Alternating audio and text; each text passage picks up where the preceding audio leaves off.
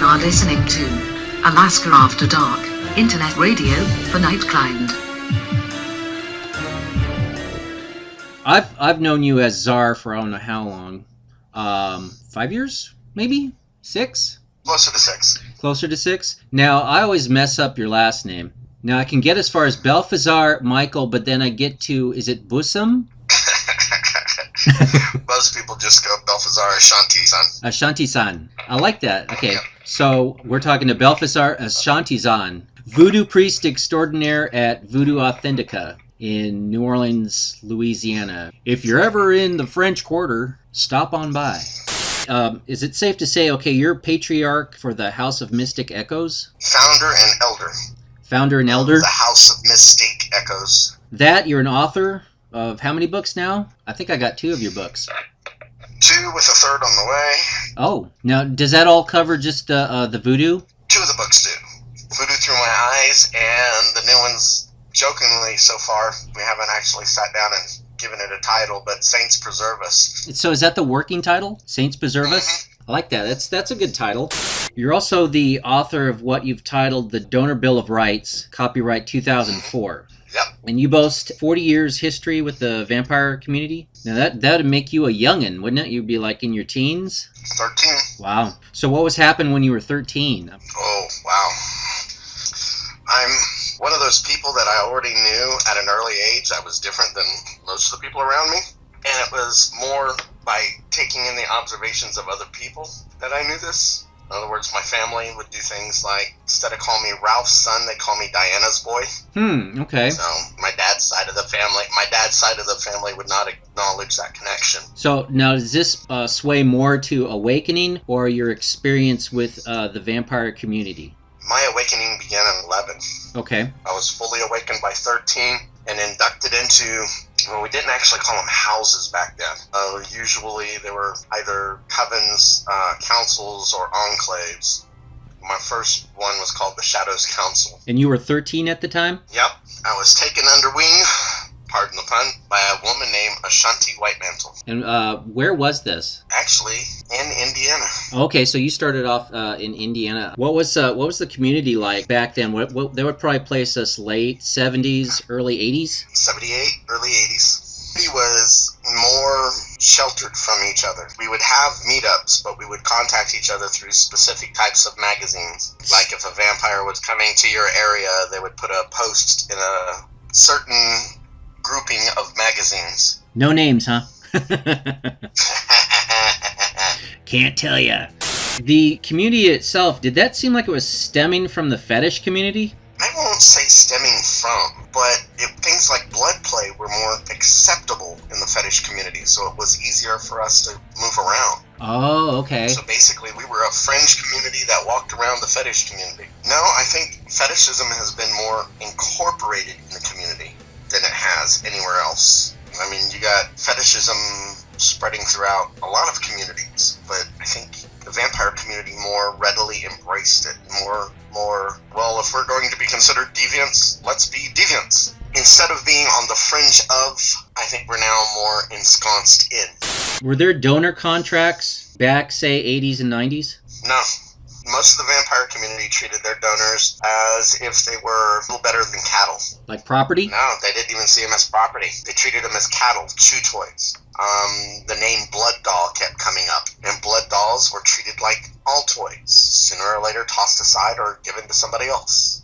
What were the circumstances that led you to create the Donor Bill of Rights?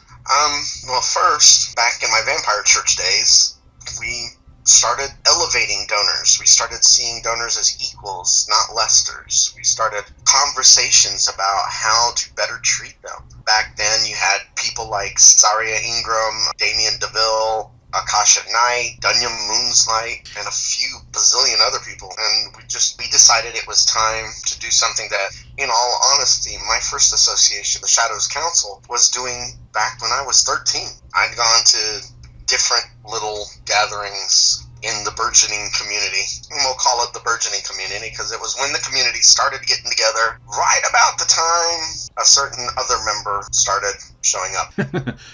No name! Honestly, this is back when Mothers was up and running, and you had all kinds of New York community members. This is back when everybody called Father Sebastian Todd. Okay, so we're in the 90s now. At this point is the culmination of years. I understand that my particular group, until I left it, we always treated our donors as if they were respected beings. We knew what they were giving to us, and what the cost was of it. You can basically say I grew up with a respect for donors. I didn't have that need to be reminded that they were people too, and they had feelings, and they should be respected for those feelings. You know, it was a whole different world back then, and this was before the inundation of Vampire the Masquerade into the community. So outside that, they were treated less than cattle. In some groupings, they were seen as completely lesser beings. Now, how is it that the donors were tolerating that? I think it was one of the integrated fetish ideas. Those were always subs. So what took it to the point where you said, okay, I'm fed up with this? Well, I had started a Yahoo group that was just a bunch of community leaders, and in my mind, in my way of thinking, whether I agreed with them or not, I thought they were outstanding members of the community. And it was Dunya who brought to me a couple of cases the first day, and then we had a couple of other people, and one of them actually ended up bringing this person over to my house. And by then, I was already dealing with a couple of issues that I had seen, but the person that got brought to my house had their arm broken, had their jaw wired, and had internal injuries from being beaten by the so-called vampire. So why would something like that happen? BDSM gone wild. Honestly speaking, it was like they didn't use any safe words. Yeah, so they didn't get one. Or maybe if they did have a safe word, it either got ignored or not employed. So had people like Spooky and Maggie Bones that I bounced. I think it was like 4 times that I bounced revisions of the Donor Bill of Rights off of. Even Michelle Belanger. And the one that got released to the masses is the one you see today. What would you consider those? Are they like allowances? Guidelines. Common sense guidelines. Okay, nothing so more, it's nothing like less. 10 of those. Some of them are nothing more, if you actually look at them and read them, some of them are nothing more than rewordings of another one, just to get the point across. But they are common sense guidelines. Nothing more, nothing less. They're not hard, fast rules. Something to protect those people who give us the gift of their essence in one way, shape, or form. How about anyone outside the house? Did they incorporate your guidelines? There's been a lot of people that's incorporated the guidelines over the years. It's even shown up in the book Vampires Today, although it mistakenly gives credit for them to Father Sebastian. How did that happen? Now I gotta go look it up. When this first came out, when you had first created this initially, how did donors react to this Bill of Rights? Were any of them hesitant, relieved? I got a lot of private messages and even public messages of thanks and support from the donors in the community. But you got a shit ton of crap from some of the vampires in the community.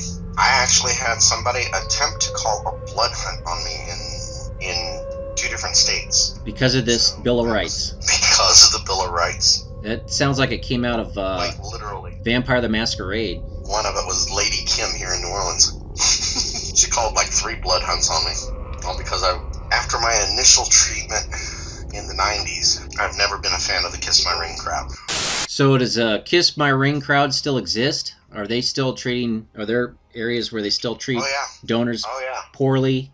There's still vampires out there who see and speak about donors as if they're nothing, less than nothing. Is it worse in some areas? Yeah, it is worse in some areas, sadly. Would that be like New York? No, New York is on a burgeoning change, so the scene's always morphing up there.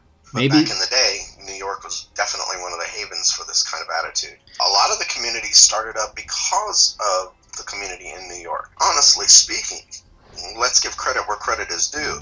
New York pulled their shit together fast. They came up with a good code, even though a lot of it was ripped out of VTM, but you know. So was that prior Father Todd, or? Well, honestly, it was slowly happening elsewhere. people were starting to get their shit together. And in all honesty, if you look at Vampire the Masquerade, the original handbook, yeah, they had a good set of guidelines. All bullshit aside, they come up with a good set of guidelines. But when you take it out into the real world, and it's not set up as a LARP, it becomes stagnant. And the vampire community, if anything, is a living, breathing extension of every member of the community. Whether you're the swans that support us, or the donors that feed us, or the vampires themselves. Every aspect of the community has to have an equal billing, or it's just not gonna fly. And I think that's what happened. That's why so many people broke away from the original communities.